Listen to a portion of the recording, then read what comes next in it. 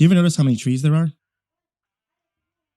I've heard it said that there are more trees than stars in our galaxy.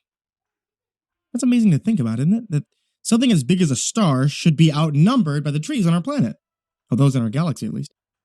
But that's a lot of trees. They're all very old, aren't they? So very old. Older than us.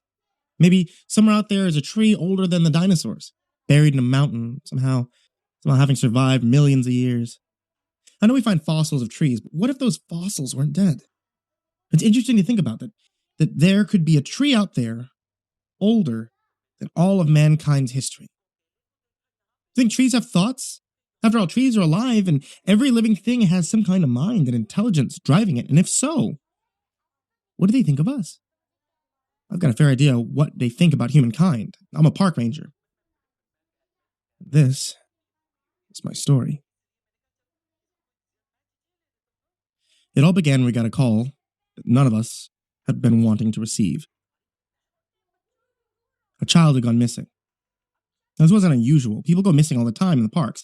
However, what made this one unusual was how it happened. Maxie Peyton had been out with his mother in a picnic. At 13 years old, he was a wild and rambunctious child, and if there was one thing he loved doing more than any other, it was climbing trees. Now, if only he'd been more of a video game kid than an outdoors kind, perhaps all this could have been avoided.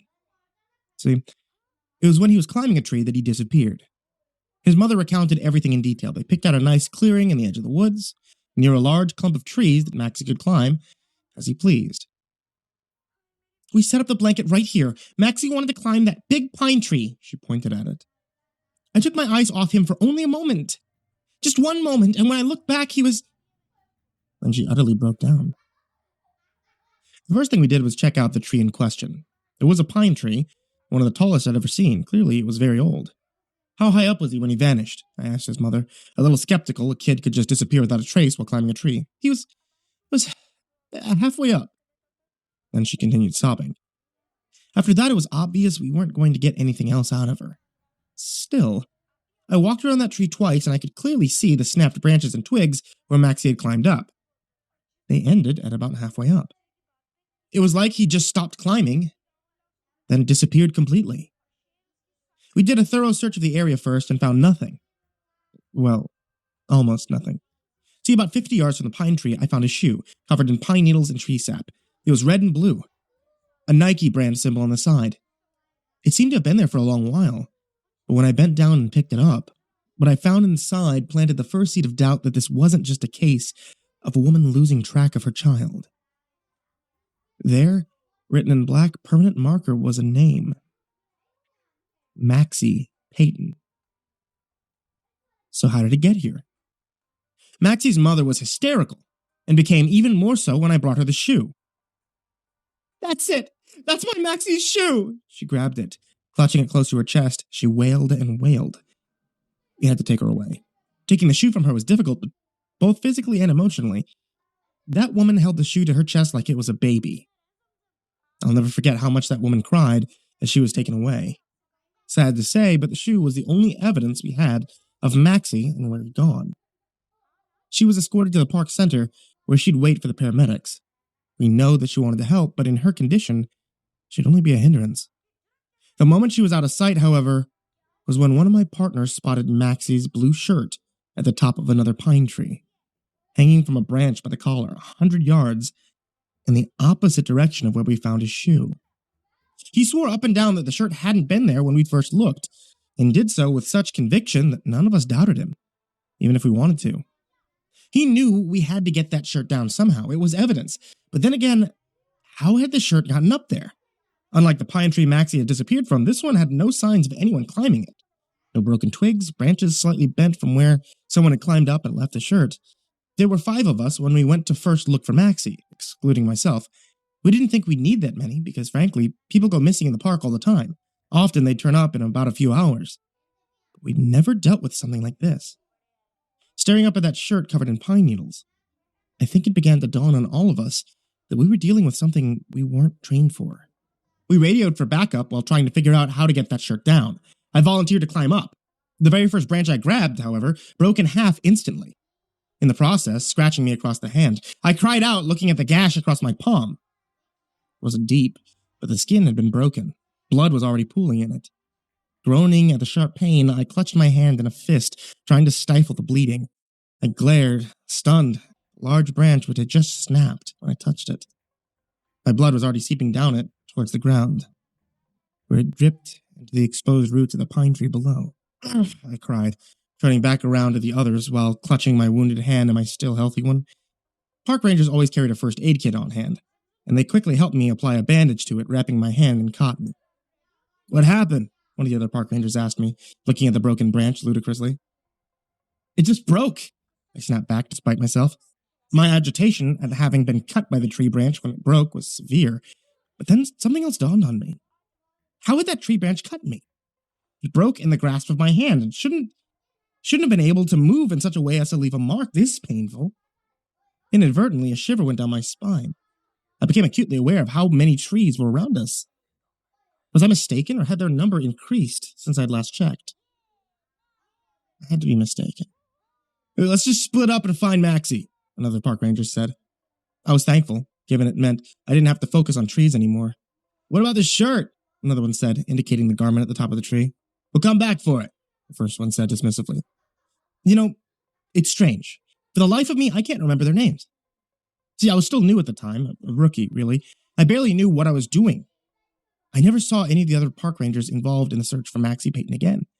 Most of them retired or transferred to a different park, but sometimes I do wonder if we all came back from the search. We split up into 3 pairs, moving in a perimeter from Maxie's last known location, the pine tree.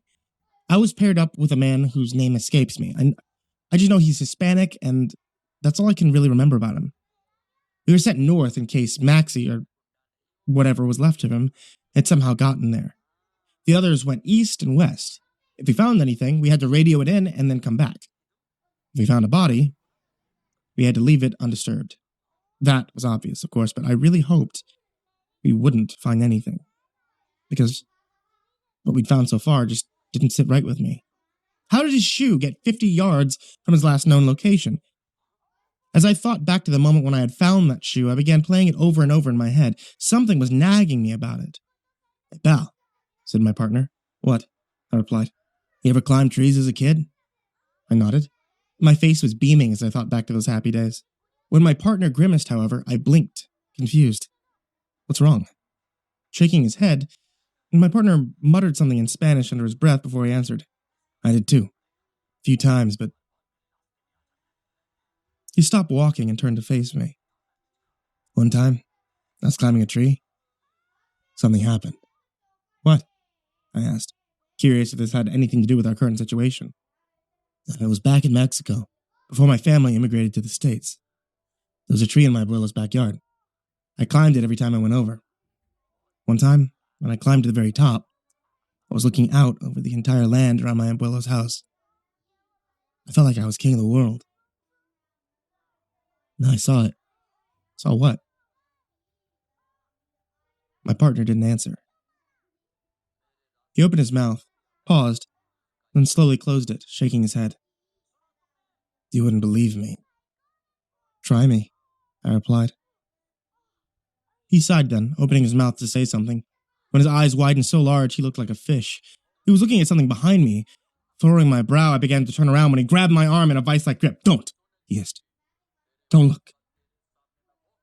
I couldn't help myself. I wish I had taken his advice when my eyes found the blue shirt of a boy hanging from the bottom branches of a tree with a broken branch, probably about 100 meters away. Blood was dripping from it onto the roots below. My heart began beating in my chest so fast I thought that it would burst. "That's impossible," I muttered, and blinked. What I saw the moment my eyes opened will haunt me forever. The tree had come closer. My partner began cursing, letting go of my arm and stumbling back. He crossed himself, saying silent prayers. "We have to go," he said with a shaking breath. "Now!" I didn't argue. Instead, I began to run. I began running, my partner right next to me the whole time. I didn't dare look back once, and neither did he. All thoughts of finding Maxie were gone. For all intents and purposes, he might as well not have existed. At that moment, all that mattered was getting away from that tree. Exhaustion caught up with us eventually, though, and we stopped. panting as we tried to catch our breaths. Did that just happen? I said through painful gasps of air. Did that actually just happen? I don't know, said my partner. Did you see it move? I asked him. No, but I saw the others moving. What? Their branches and leaves are moving. You heard them, right? I nodded. By this point, I was thoroughly done with everything. For lack of a better term, this was just too crazy. I watched them for a while, wondering why they were moving with no wind about them. Then, what? I asked him. He looked at me grimly in the eye. I saw a boy, he said. The branches moved aside only briefly, but I saw the body of a little boy. He couldn't have been more than 13, but... Amigo, we mustn't find that body. I didn't want to ask. Curiosity got the better of me.